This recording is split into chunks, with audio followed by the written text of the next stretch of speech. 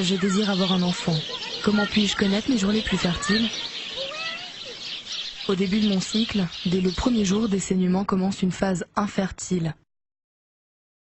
Dans une de mes deux ovaires, un ovule commence à mûrir, entouré du follicule, sa bulle protectrice. Il faut 6 jours à l'ovule pour arriver à maturation, ce sera l'ovulation.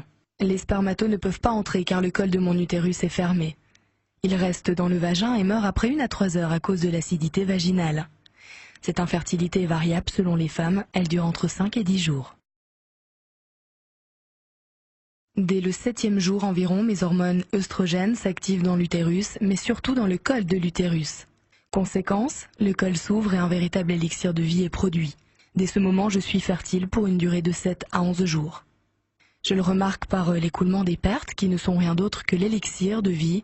Son rôle est d'accueillir et de dynamiser la vie des spermatozoïdes, de trier les plus vigoureux et de leur permettre le voyage vers les trompes pour féconder l'ovule.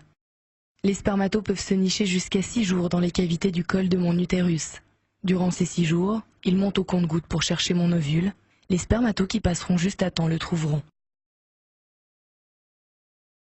À gauche ou à droite? Nul ne sait de quel côté l'ovulation a lieu. J'ovule lorsque l'élixir de vie atteint sa meilleure qualité. Les spermatos avancent toujours et le grand rendez-vous est pour cette fois-ci. Le follicule éclate. Cette bulle protectrice se métamorphose en corps jaune et fait augmenter la température de mon corps. Ça y est, mon ovule ferme tout accès car un spermato a réussi à le féconder. C'est la joie complète car il va vivre. XY donne un garçon et XX une fille. Mon ovule fécondé va s'installer dans l'utérus, une auberge tout confort. Devenu embryon, il m'envoie une hormone HCG, qui est comme un soleil d'amour. Ma grossesse a commencé. 1 semaine après la fécondation, je peux repérer l'hormone HCG par un test de grossesse. Par ma propre observation, je l'apprends en voyant que la hausse de la température continue et par l'absence des règles.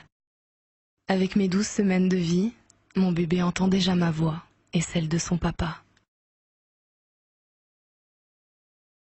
Le lait maternel est la meilleure alimentation pour mon bébé. Pendant les 3 premiers mois, si je l'allaite totalement, je n'ai pas d'ovulation. Je ne peux donc pas tomber enceinte.